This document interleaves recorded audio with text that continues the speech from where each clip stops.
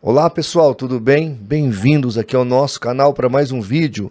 Nesta oportunidade eu vou elucidar um vídeo que enviaram para mim de um canal, de um pseudo-ateu ou de um ateu de segunda categoria, que ele tenta mostrar algumas supostas contradições da Bíblia. Pelo que eu percebi, eu assisti vários videozinhos dele, por incrível que pareça, esses caras não fazem vídeo para esclarecer. Eles fazem vídeo para tumultuar e para ganhar likes e dinheiro na internet. Direito deles. Agora, faltar com a verdade a esse nível é triste. O que eu percebi? Tá vendo esse livro que está na minha mão? Quem quiser o PDF eu tenho, já é de domínio público, eu não sei se ainda acha para comprar. É uma obra-prima, Manual Popular de Dúvidas e Enigmas da Bíblia, de Norman Geisler. Tá aqui, ó. Tem um outro autor, Thomas Howe. Este livro é espetacular. Então, o que eu percebi? Inclusive, vou dar a resposta que está aqui. Que ele pega as supostas 800 contradições que o Dr. Norman Geisler catalogou, faz videozinhos e faz cortes. Olha como o cara é malandro. Ele não está preocupado com a explicação ou com o que diz a teologia sobre aquilo, ou o que diz a exegese bíblica. Não. O malandro só faz a contradição para jogar o veneno na internet, para jogar o fake news na internet. Então, gente, infelizmente está cheio aí desse tipo de gente, que pega textos bíblicos fora do contexto teológico, antropológico, sociológico e etc., porque você tem que interpretar a Bíblia dentro de um contexto maior. São textos que têm 3.500 anos, obviamente tem que haver uma contextualização. E esse indivíduo aqui faz assim uma maldade sem precedentes. Então fique ligado, com certeza vai valer a pena o nosso vídeo. E se você quiser depois, me pede o PDF do Manual Popular de Dúvidas, Enigmas e Contradições da Bíblia, do Dr. Norman Geisler. Pede aí que eu envio para você.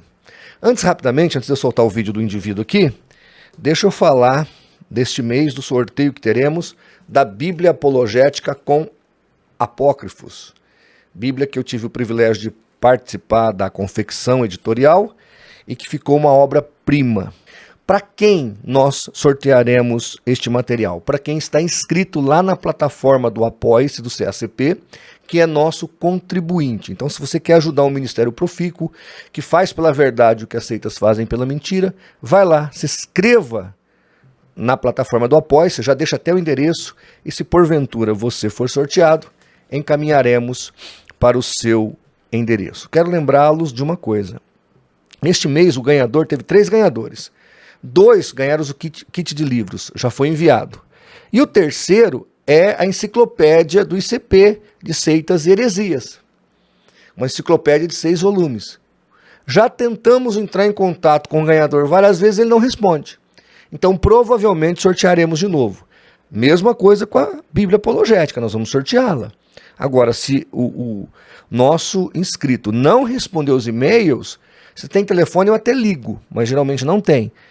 O que podemos fazer? Sorteamos novamente, tá bom? Eu sei que tem irmãos que não estão preocupados, que estão ali só para ajudar mesmo, mas nós gostaríamos muito de enviar o material, caso você seja sorteado, para sua casa. Tá ok? Outra coisa importante é o nosso aplicativo gratuito para todas as plataformas de celulares. Você pode conectar-se diretamente com o site do CACP e ter mais de 30 mil artigos na palma da sua mão. Outra coisa extremamente importante é se inscrever aqui no canal, curtir e compartilhar o nosso vídeo. Vamos então aqui para o vídeo do ateu. Eu coloquei uma tarja no rosto dele, porque não quero identificá-lo, mas eu entendo que o que ele está fazendo é exatamente isso que eu disse aqui na introdução do vídeo. Ele pegou aqui o livro do Dr. Norman Geisler, que já está selecionado as mais de 800 supostas contradições da Bíblia, e resolveu fazer cortes e videozinhos. Olha que malandragem, né? Como o diabo é criativo. Vamos lá. Quero mostrar mais uma das contradições da Bíblia. Deuteronômio 24:16 diz: os pais não serão mortos em lugar de seus filhos, nem os filhos em lugar dos pais. Exatamente. Os pais não pagam pelos pecados dos filhos, nem os filhos pelos pecados dos pais. Isso bate com Ezequiel 18. Então Deus castiga quem pecou. Está falando do pecado especificamente. Quando Adão peca, ele joga a culpa em Deus, a mulher que tu me deste. Quando Deus fala com a mulher, ela joga a culpa na serpente. Foi a serpente que me enganou. O que Deus faz? Deus dá o castigo da serpente, dá o castigo da mulher e dá o castigo do homem. Então cada um assume a sua parte, porque nós pagamos pelos nossos pecados. Isso a Bíblia deixa muito claro. Vamos continuar aqui. Cada um morrerá pelo próprio pecado. Deuteronômio. Olha a contradição. O que Samuel 12,15 diz? Que Deus matou o filho de Davi por causa do pecado de Davi. Deus mudou de ideia ou a culpa é do escritor? Muito bem. Então, em primeiro lugar, vamos ler o que o texto diz lá em 2 Samuel, capítulo 12, versículo 15. O texto diz assim, na Almeida Revista e Atualizada. E o Senhor feriu a criança que a mulher de Urias dera à luz a Davi. E a criança adoeceu gravemente. E depois veio a morrer. Então veja que aqui nós temos um contexto bem diferente do que ele falou. Não há contradições. O texto de Deuteronômio deixa claro que cada um paga pelo seu pecado. Eu peco, e se eu não me arrependo dele, se eu não peço clemência, eu pago, eu sou condenado por aquilo. É o que a Bíblia diz. Agora, não é o que aconteceu aqui e não há contradição. Não há contradição.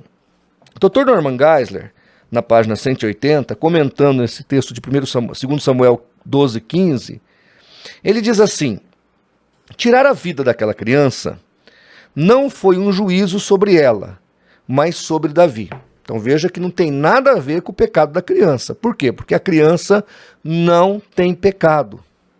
Quando você pega Romanos 7,9, você vê que Paulo ali falando de si mesmo, fala que ele nasceu sob a lei, mas apesar dele ter nascido sob a lei, ser fariseu de fariseu, ser benjamita e tudo mais, ele não conhecia o pecado até que a lei reviveu o pecado nele e ele morreu.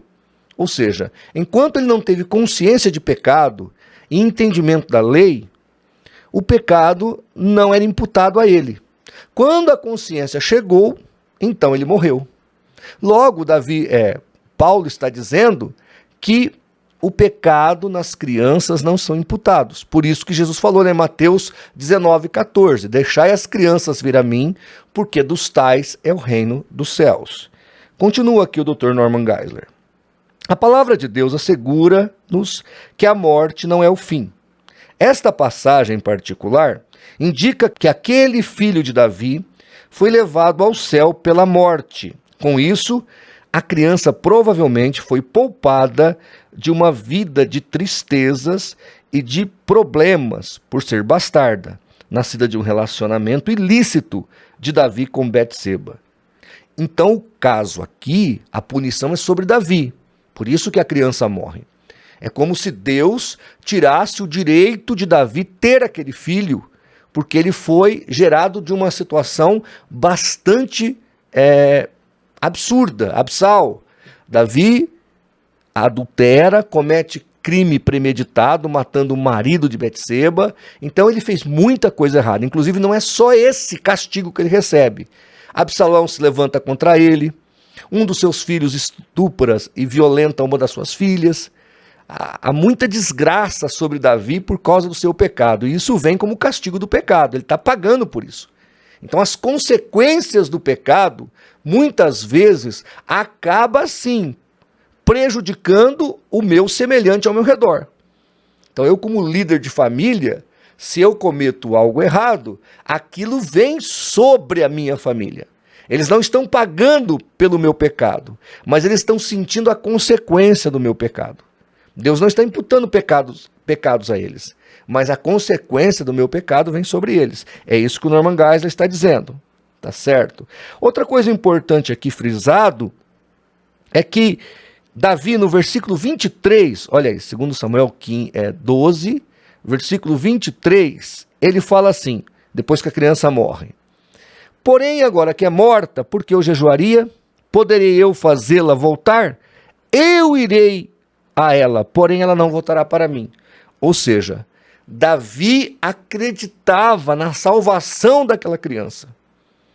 Ele está deixando claro que Deus não permitiu que ele tivesse aquele filho, tomou para ele a criança e a criança estava com Deus e não condenada ou sem esperança. Muito bem. Norman Geisler ainda diz o seguinte aqui, para concluir. A fé de Davi num Deus todo amoroso é ilustrada claramente nos versículos 22 e 23. Enquanto a criança estava viva, eu já havia comentado sobre isso, ele jejuou e orou, na esperança de que Deus graciosamente permitisse que ela vivesse. Entretanto, quando a criança morreu, Davi confiou na bondade de Deus para levá-la com ele ao céu, crendo que um dia ali se reuniriam. E Davi teve essa esperança, e esta esperança foi consumada.